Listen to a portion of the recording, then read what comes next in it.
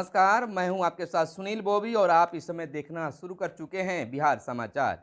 बिहार समाचार में बिहार की हर छोटी बड़ी खबरों को आपके लिए लेकर आते हैं, जो आपकी काम की खबरें होती है। बिहार की पहली बड़ी खबर, बिहार में मैट्रिक का रिजल्ट हुआ जारी।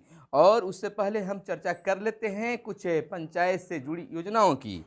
आपको बता दें, मनरेगा में बजट कटौती को लेकर कांग्रेस ने केंद्र सरकार को घेरा। सोनिया गांधी ने कहा, जिस योजना का मजाक उड़ाया, मुश्किल वक्त में उसने ही दी मदद। आपको बता दें कि बजट सत्र के दौरान सोनिया गांधी ने मनरेगा को लेकर आवाज बुलंद की है। आपको बता दें कि कांग्रेस अध्यक्ष सोनिया गांधी ने एक बार फिर मोदी सरकार पर निशाना साधा है।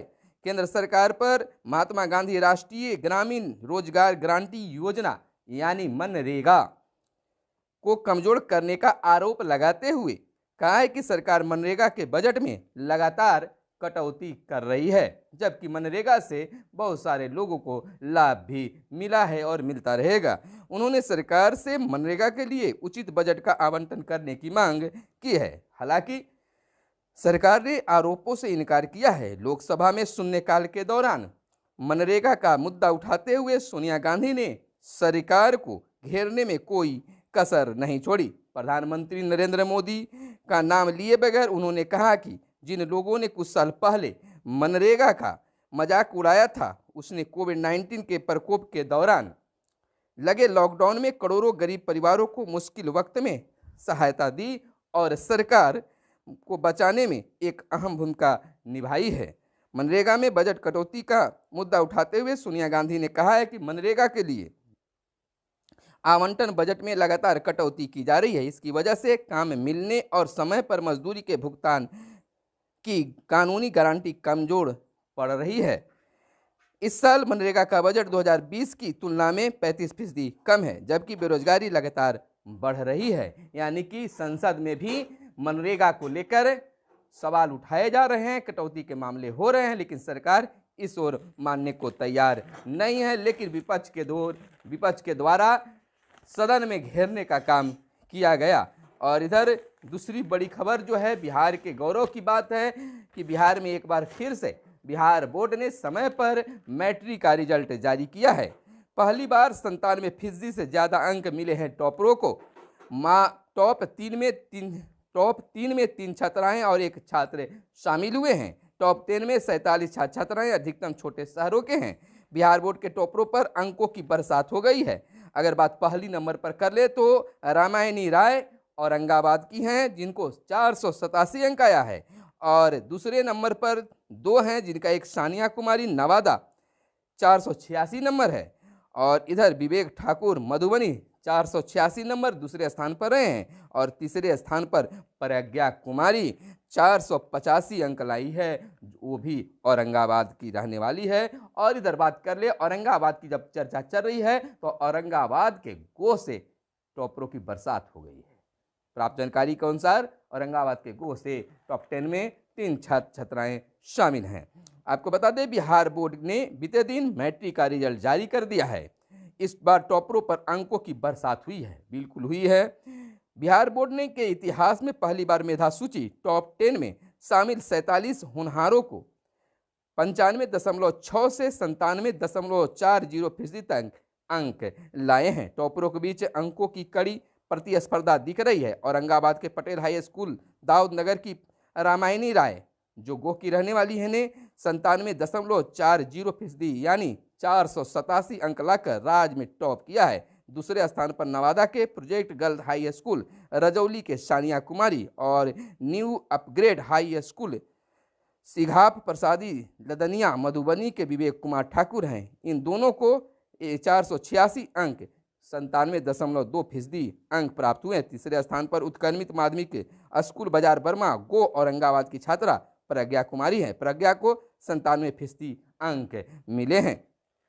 तो तमाम सफल छात्राओं को अपनी पूरी टीम की ओर से हार्दिक बधाई और आगे की शुभकामनाएं प्रेषित करते हैं।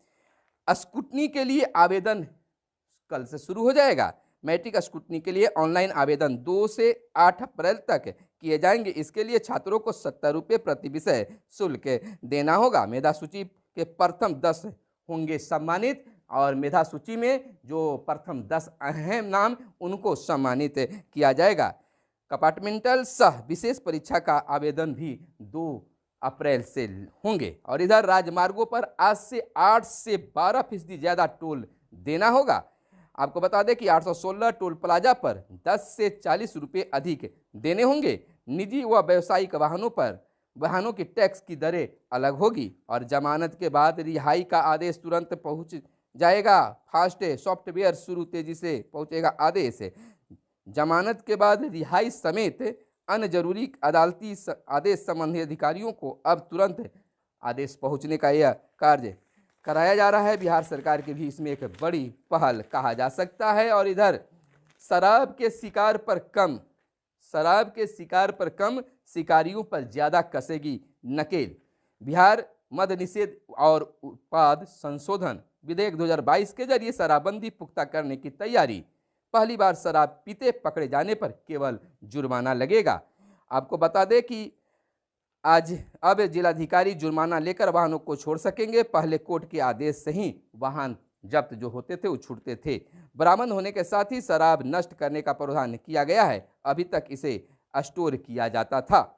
तो इस तरह से शराब विधेयक में संशोधन हुआ है और विकास कार्यों के लिए लिया जा सकेगा अतिरिक्त कार्य। संशोधन विधेयक है। बिहार सरकार राज्य में लोकोपयोगी कार्यों और आधारभूत संरचनाओं के विकास के लिए ऋण के माध्यम से अतिरिक्त धनराशि जुटा सकेगी। इसके लिए राज्य सरकार बिहार राजकोषीय उत्तरदायित्व एवं बजट प्रबंधन के तहत उधार सीमा का निर्धारण किया है। इधर विश्वविद्यालय सेवा आयोग में रखे जा सकेंगे अनुभवी सदस्य और अध्यक्ष। संशोधन विधेयक है। बिहार राज्य विश्वविद्यालय सेवा आयोग विधेयक में इसके गठन में के महज कुछ समय बाद संशोधन कर सदस्यों व इसके चेयरमैन रखे जाने की बंदिशों में ढील दी जाएगी। और इधर तंत्र नहीं जन चुनेगा शहर की सरकार। नगरपालिका की बात हो रही है। बिहार नगरपालिका संशोधन विधेयक 2022 पारित कर राज्य सरकार ने नगर निगम या महापौर, उप महापौर और नगर परिषदों तथा नगर पंचायतों के अध्यक्ष उपाध्यक्षों के वार्ड पार्षदों के वोट से निर्वाचित होने की प्रक्रिया खत्म कर दी है। अब मेयर, डिप्टी मेयर सीधे जनता के वोट से चुनकर आएंगे। और चिराग को बंगला मामले में राहत नहीं मिली है। और चैती छठ व रामनवमी पर सुरक्षा रहेगी बिहार में कड़ी। और विधान परिषद के सदस्यों को दिया जाएगा टैब। माले विधायक सदन से हुए निष्कासित। मैट्रिक परीक्षा में सफल छात्राओं को सीएम ने दी है बधाई और शुभकामनाएं। पश्चिमी कोसी नहर योजना अगले साल जून तक होगी पूरी। संजय झा का ऐलान है। सांप काटने पर 4 लाख अनुग्रह राशि देगी बिहार सरकार। पहली बार बिहार का खर्च 2 लाख करोड़ रुपए के पार हुआ है। बिहार के लिए गौरव की बात है। और इधर बता दें 1.5 लाख छात्रों को नहीं लगेगा पंजीयन का शुल्क। यानी कि बिहार के सरकारी और गैर सरकारी औद्योगिक प्रशिक्षण संस्थान ITI में प्रशिक्षण ले रहे लगभग 1.5 लाख छात्रों के लिए अच्छी खबर है। इन्हें अब पंजीयन शुल्क नहीं देना होगा। और इधर टोल प्लाजा पर आवश्यक सुविधाएं भी उपलब्ध नहीं है। और इधर बात कर ले नॉर्थ ईस्ट में घटिया आक्षेप्या का दायरा। यह गृह मंत्री शाह ने दी है जानकारी। दशकों पुरानी है यह मांग।